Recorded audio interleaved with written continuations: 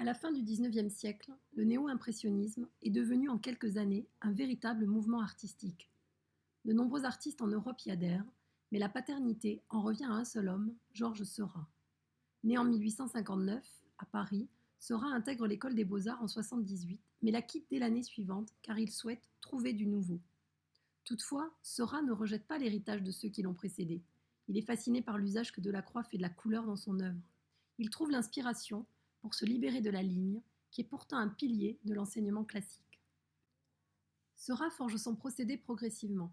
Le cirque de 1891 en est un parfait exemple.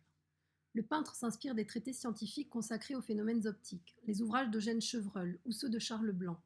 Seurat épuise plusieurs principes qui constituent les bases théoriques de ce qu'il nommera le chromoluminarisme. Il y trouve alors comment utiliser les couleurs primaires et complémentaires. Regardez comme les couleurs sont tranchées, l'orange du clown au premier plan ou le jaune de l'habit de l'écuyère. Mais dans ce tableau, on peut surtout voir le mélange optique. Celui-ci ne s'effectue pas sur la palette, mais dans la rétine du spectateur. Pas de violet, pas d'orange, pas de vert dans ce tableau, mais uniquement des couleurs primaires mélangées dans votre œil. Votre œil est un pinceau, alors que votre cerveau devient la palette. Dans les baigneurs à Asnières, on voit bien sa touche si particulière. En effet, à partir de 1886, Seurat invente une nouvelle technique picturale, l'application régulière et ordonnée de petites touches de peinture sur toute la surface de la toile. Le pinceau se fait rythme endiablé, et les points de couleur pure sont juxtaposés pour composer des formes, des personnages, des paysages. On parle alors de divisionnisme ou de pointillisme.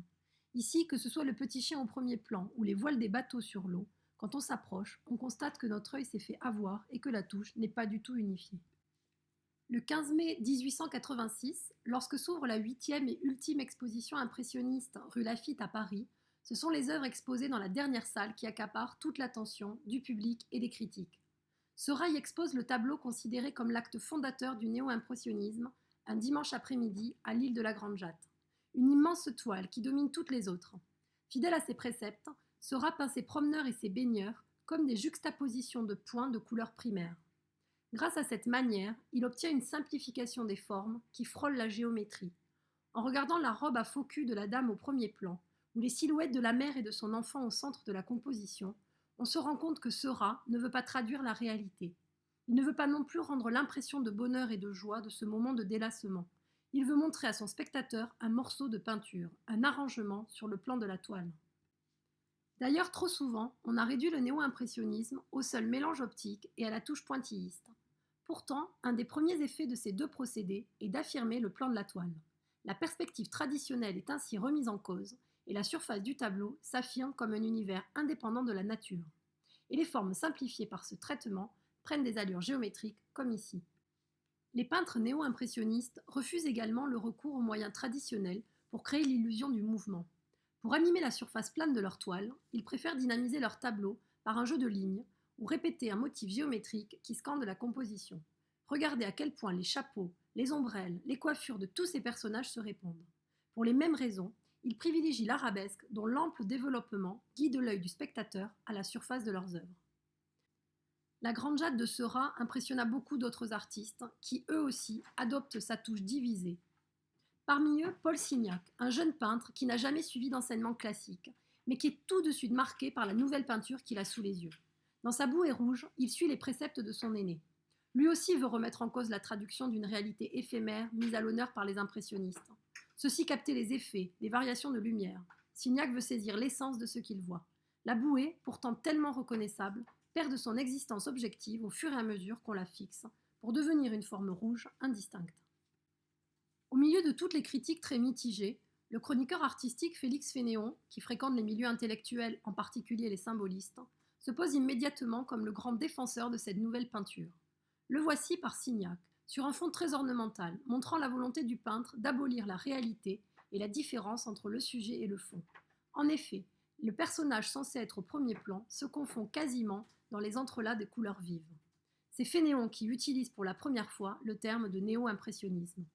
Il montre la volonté de Seurat et de ses compagnons de renouveler la peinture et de faire fi de l'impressionnisme. Fénéon ne cessera ensuite de promouvoir ce mouvement. Signac rassemble autour de lui des peintres attirés par ce renouveau esthétique. Lui aussi s'appuie sur les ouvrages scientifiques de Chevreul qui l'illustrent grandement. Rapidement, le néo-impressionnisme fait des émules. Seurat redoute alors de voir sa technique se répandre et devenir une sorte de méthode impersonnelle. Malgré la rigueur qu'impose la technique pointilliste, le néo-impressionnisme n'aboutit pas à une production impersonnelle, mais trouve au contraire des interprétations très variées. Citons Maximilien Luce, qui décrit avec lyrisme le paysage urbain et l'univers ouvrier. Luce est le peintre du clair-obscur. Regardez cet homme qui se chausse. Ouvrier prêt à embaucher, il se prépare dans la lumière filtrée par la petite fenêtre de sa chambre mansardée. Plus encore que la couleur, ce sont les différences de valeur qui intéressent Luce. Dans cette vue de Notre-Dame, il utilise des teintes froides, juste réchauffées de quelques ocres. Il peint en camailleux pour ne garder que l'essentiel, les modulations de la couleur. Henri Edmond Cross, lui, est particulièrement sensible à l'évocation d'une nature vierge et à la poésie de couleurs pures. Arcadie rêvé, il va chercher ses thèmes dans la peinture de la Renaissance. Ici, des nymphes qui jouent dans un bois. Toutefois, il met en scène ses compositions d'une manière très synthétique. La touche de son pinceau est très fragmentée, au point de bien laisser voir chaque coup de peinture. Il peint vite et cela se voit. Les touches juxtaposées, mauve, jaune, rouge, font vibrer les couleurs dans l'œil du spectateur. Grâce à ces artistes français, le mouvement se développe en Europe. En 1887, Seurat est même invité à participer à l'exposition organisée à Bruxelles par le Cercle des Vins. La Belgique se prend de folie pour cette manière de peindre. Certains trouvent dans le néo-impressionnisme un terrain favorable à une patiente exploration de toutes les ressources de la couleur. D'autres s'y intéressent momentanément, le temps de libérer leur palette des tons mélangés. Vincent van Gogh, par exemple, il use à plusieurs reprises d'une touche pointillée au cours de sa période parisienne. Ici, dans sa scène à Asnières, il montre sa joie de découvrir Paris et ses environs par des traits de pinceau très larges, inspirés du néo-impressionnisme. La couleur laisse voir la trame de la toile. Celle-ci n'est d'ailleurs pas recouverte. Van Gogh utilise une manière brute de travailler qui contient déjà les germes de son art à venir. Après la disparition de Seurat, le néo-impressionnisme évolue rapidement. On le constate notamment à travers l'évolution, entre 1893 et 1898, du style de Signac. Sa facture apparaît plus spontanée, les touches sont nettement plus individualisées. Mais en privilégiant l'expression de la couleur pure, le néo-impressionnisme affirme sa volonté de conquérir une nouvelle liberté artistique. Il attire alors toute une génération d'artistes qui va fonder l'art du XXe siècle, et en particulier le fauvisme.